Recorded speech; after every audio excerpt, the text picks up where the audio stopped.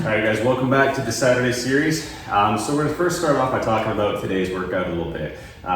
A little bit of background to how these videos work. The main purpose of these really is we're going through and we're breaking down like a workout challenge that myself and Jordan will do on Saturdays of each week. Kind of like we touched on in the last few workouts, the videos for those workouts. It's just kind of something fun to work up to over the course of the week. Like it's not necessarily the reason for your training unless you're training for like CrossFit or like, Metcon type stuff, which we don't really. It's just kind of something fun to kind of gauge where you're at fitness wise.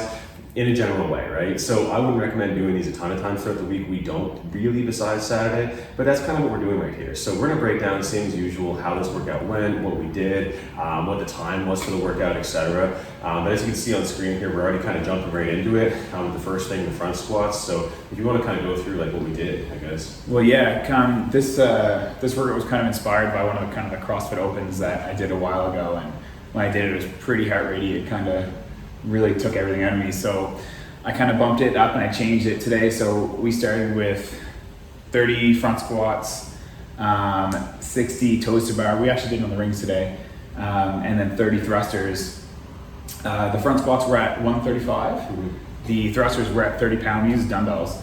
And the second round was the same thing, but instead of toes to bars or toes to the ring, we did burpees. And the third round, we did pull-ups. How'd you feel it? How'd you find it? Yeah, so we kind of sucked. So basically the whole breakdown of it, and we'll throw it on screen here if we haven't already. At some point we'll.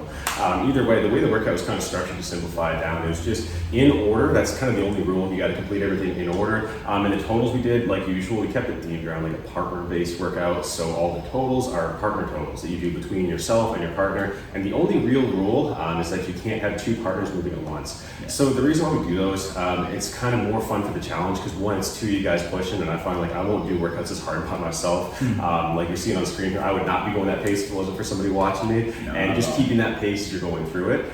So those partner totals, if you're doing them together, like I said, the only real thing you have to make sure of is that only one partner is moving at a time. And the one thing I'll do for you is it builds rest mandatorily into the workout because while Jordan's doing thrusters like he is right now, I can't come pick up the weights like I just did until he's done those thrusters. So it gives a little bit of rest and makes it so the workout isn't quite as intense, so you can go a little bit longer if that makes sense. But yeah, either way, the way it was structured, it was kind of like Jordan just said, it was kind of like sandwiches almost, right? So like the front squats was the first course, the thrusters was the last course, and like the meat in the middle of that sandwich changed each time. So going through the toes to bar, toes to ring, the burpees, which with a broken foot kind of sucked. Yeah, as you can see, he kind of jumps on one toe. Yeah. One miss and that would not have been good at all. Well, in a second you'll see it here. I didn't really figure out how we're going to do the burpees until we actually started doing the burpees. So I'm pretty pleased that we figured out a way to do them. They actually felt pretty smooth, but like that front toe, fun, yeah. My toe on my right foot is still obliterated. Like it's still super broken. It's still black. Yeah, it's gross, man. Like I'll show Jordan every single day. It's absolutely disgusting.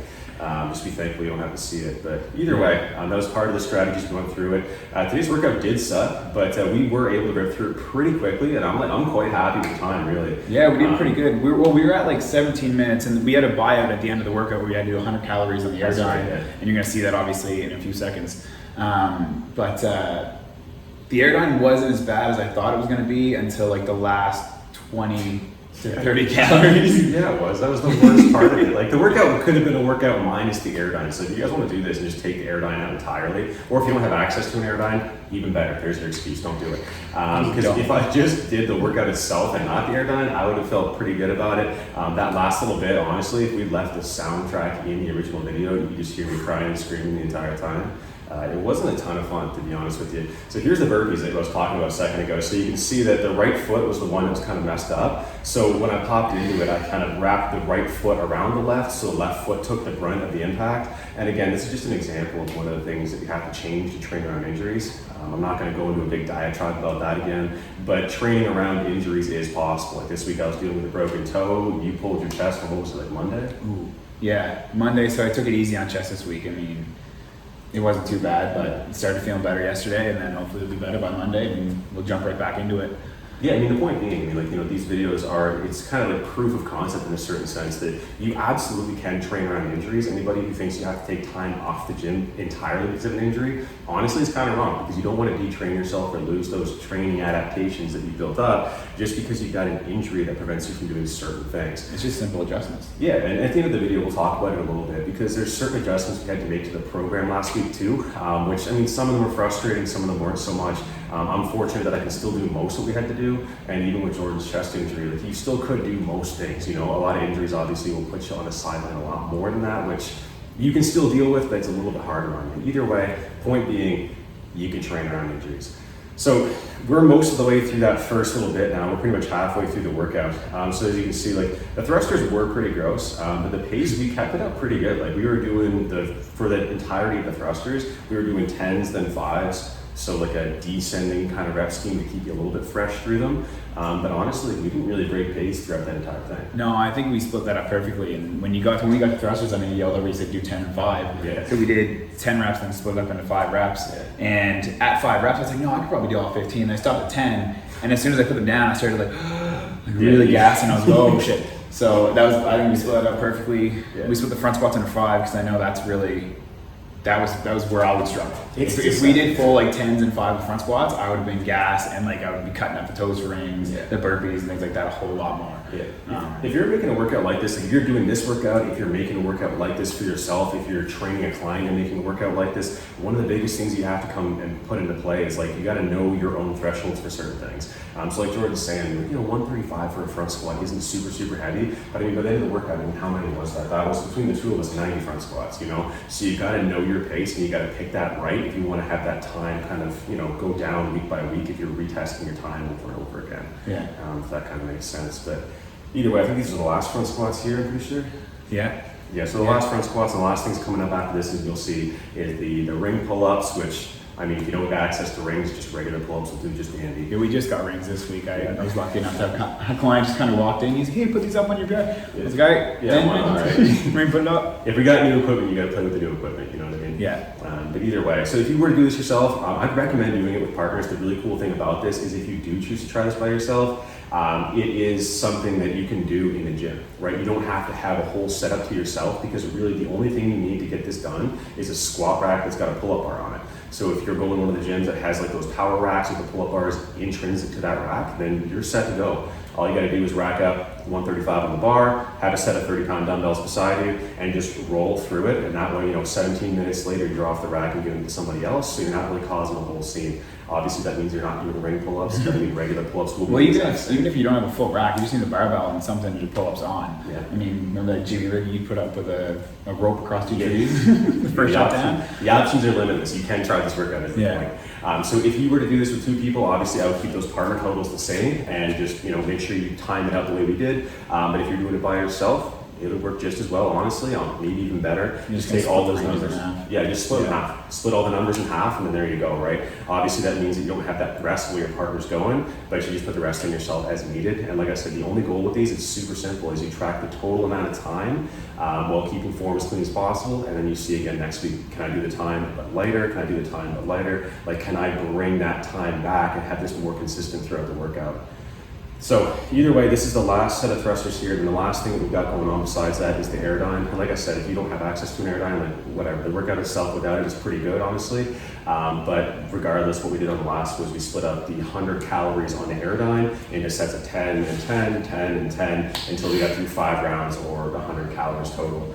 So pretty cool workout. I enjoyed it. That was most of Jordan's doing, honestly, right in this one. So I had like almost no hand in that, but it was honestly a really fun time. I would recommend you guys try it if you haven't tried one of the workouts the weeks before, or if you're just finding this for the first time a year from now, I'd recommend you try it regardless. It's a pretty good workout. It's a pretty fun time. And again, if you have any like challenges for us, or like just silly workouts for us to do, put it in the comments. We'll write something up and try to do something either similar or the exact same, and we'll throw our time up and see if we can compete. Yeah, do it up. Right on. All right. Awesome.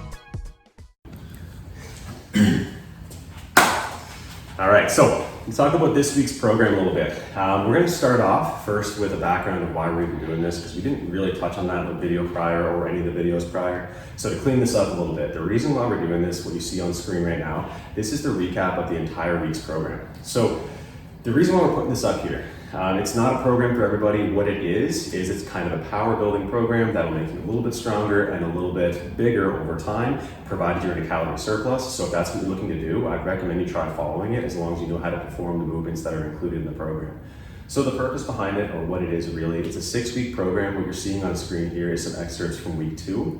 So last week's video, this week's video, and the 4 weeks following will be the entirety of this 6-week block of training.